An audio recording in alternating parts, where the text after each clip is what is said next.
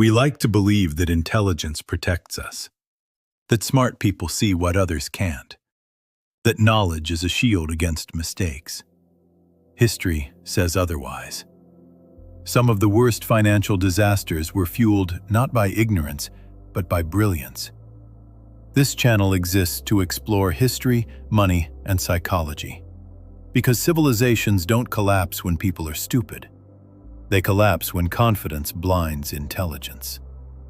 Isaac Newton is remembered as one of the greatest minds in human history. He discovered the laws of motion. He explained gravity. He reshaped science forever. He was not reckless. He was not uneducated. He was not naive. And yet, Isaac Newton lost a fortune in one of history's most infamous financial bubbles. The year was 1720. Britain was gripped by excitement. A company known as the South Sea Company promised unimaginable wealth. Its mission sounded official.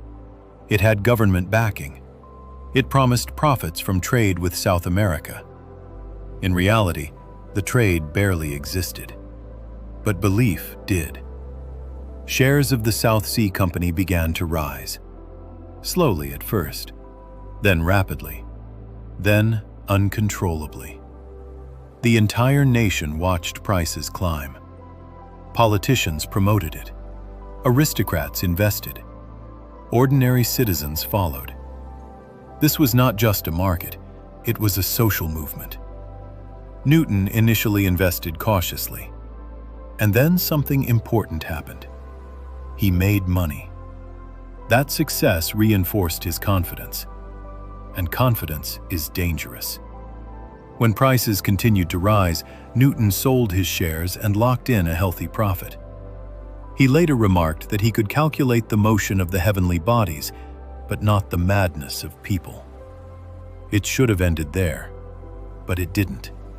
As the bubble expanded, Newton watched others grow rich. Neighbors, colleagues, friends. Regret set in. This is one of the most powerful forces in human psychology, the pain of missing out. Watching others succeed feels worse than losing yourself. So Newton re-entered the market, at much higher prices, with far more capital. This time, he didn't act as a scientist. He acted as a human. The bubble reached its peak. And then, just as it always does, belief cracked. Confidence evaporated. Prices collapsed. Panic spread. The South Sea Company imploded. Newton lost the equivalent of millions in today's money. Not because he lacked intelligence, but because intelligence does not cancel emotion. This is the lesson history keeps repeating. Smart people don't fail because they don't understand risk. They fail because they believe they are different. Psychologists call this overconfidence bias, the belief that our intelligence makes us immune to mistakes others make. It doesn't. In speculative environments, intelligence can become a liability. It builds convincing narratives. It rationalizes absurd prices. It creates stories powerful enough to silence doubt. The South Sea bubble followed the same structure as every bubble before and after it. Early success, social validation, excessive confidence, denial of risk, collapse. Newton wasn't alone. Some of the most educated minds in Britain were ruined. Because markets are not exams. They are emotional ecosystems. They reward belief during the rise and punish it brutally at the end. The South Sea bubble wasn't about bad math.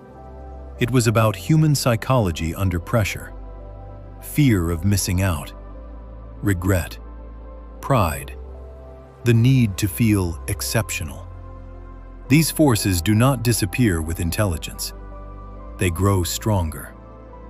This is why every generation believes it has discovered something new, a smarter system, a safer asset, a guaranteed future. and why every generation eventually learns the same lesson. History doesn't repeat itself, but it humiliates those who think they've outgrown it. If one of the greatest minds in history could not escape human psychology, neither can we. If this gave you a new perspective, subscribe. Because the past isn't finished. It's watching.